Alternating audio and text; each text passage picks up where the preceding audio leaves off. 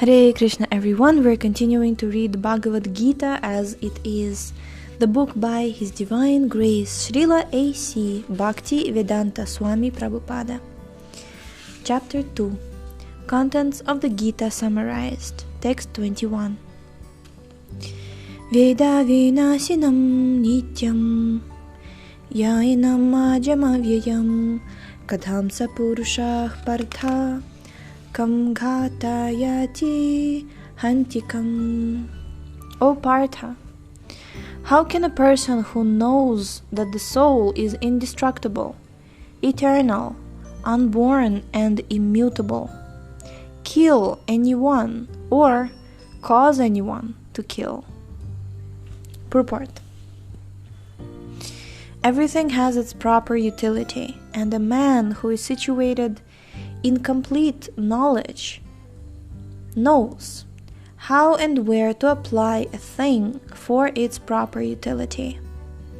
Similarly, violence also has its utility, and how to apply violence rests with the person in knowledge. Although the justice of the peace awards capital punishment to a person condemned for murder, the justice of the peace cannot be blamed because he orders violence to another person according to the codes of justice. In Manu Samhita, the laws for mankind, it is supported that a murderer should be condemned to death, so that in his next life he will not have to suffer for the great sin he has committed. Therefore, the king's punishment of hanging a murderer is actually beneficial. Similarly, when Krishna orders fighting, it must be concluded that violence is for supreme justice, and thus Arjuna should follow the instruction, knowing well that such violence committed in the act of fighting for the soul, committed in the act of fighting for Krishna, is not violence at all. Because at any rate, the man, or rather the soul, cannot be killed. So for the administration of justice, so-called violence is permitted. So when you fight for Krishna, it is not violence. A surgical operation is not meant to kill the patient, but to cure him. Therefore, the fighting to be executed by Arjuna at the instruction of Krishna is with full knowledge, so there is no possibility of sinful reaction. Text 22. Vasamsi jirnani yatha vihaya navani grinati naroparani tatha sharirani vihaya jirnani anyani samyati navani dehi. As a person puts on new garments, giving up old ones, the soul similarly accepts new material bodies, giving up the old and useless ones. Purport. Change of body by the atomic individual soul is an accepted fact. Even the modern scientists who do not believe in the existence of the soul, but at the same time cannot explain the source of energy from the heart, have to accept continuous changes of body which appear from childhood to boyhood and from boyhood to youth, and again from youth to old age. From old age, the change is transferred to another body. This has already been explained in a previous verse, 2.13. Transference of the atomic individual soul to another body is made possible by the grace of the Supersoul. The Supersoul fulfills the desire of the atomic soul as one friend fulfills the desire of another.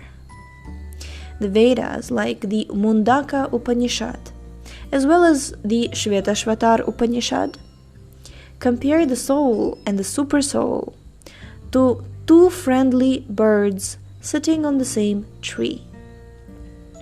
One of the birds, the individual atomic soul, is eating the fruit of the tree, and the other bird, Krishna, is simply watching his friend.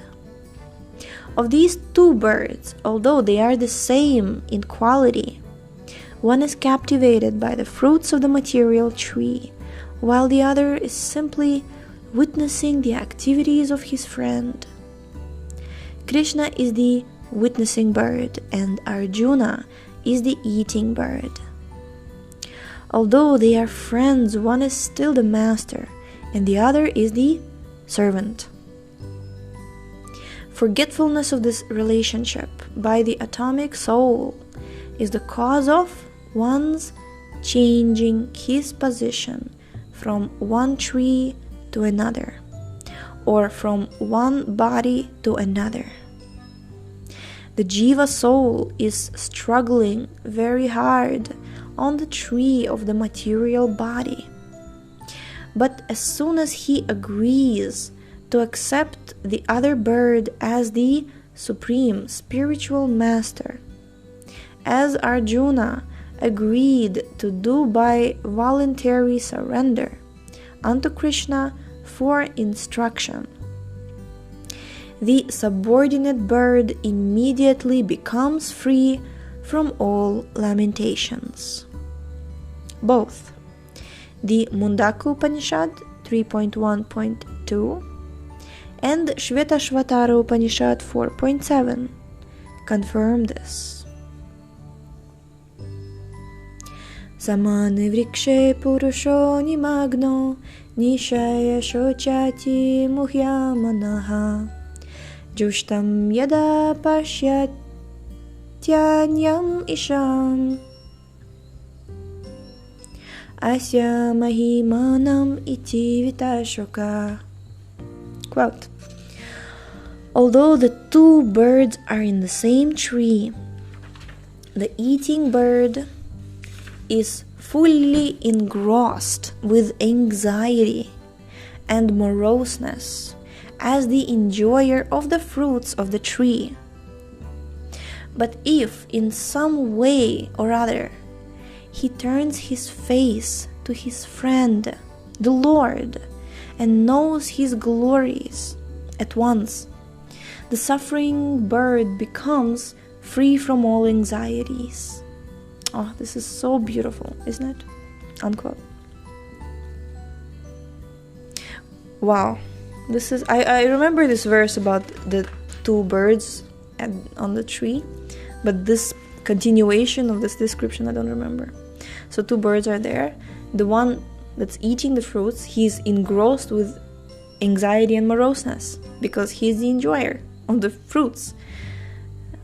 But if we just turn our face to our friend Lord, the Lord Krishna, the Supreme Lord, Lord Krishna, and we know his glories, at once we become free from all anxieties.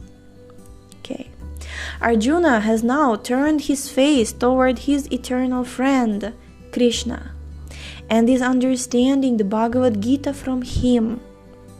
And thus, hearing from Krishna, he can understand the supreme glories of the Lord and be free from lamentation. Arjuna is advised herewith by the Lord not to lament for the bodily change of his old grandfather and his teacher. He should rather be happy to kill their bodies in the righteous act, righteous fight, so that they may be cleansed at once of all reactions from various bodily activities. One who lays down his life on the sacrificial altar or in the proper battlefield is at once cleansed of bodily reactions and promoted to a higher status of life. So there was no cause for Arjuna's lamentation. Yeah, we're going to stop here for today. Thank you so much for tuning in. The link to this book is in the description. Please check out our website shravanamdiaries.com, and we shall see you tomorrow. Hare Krishna.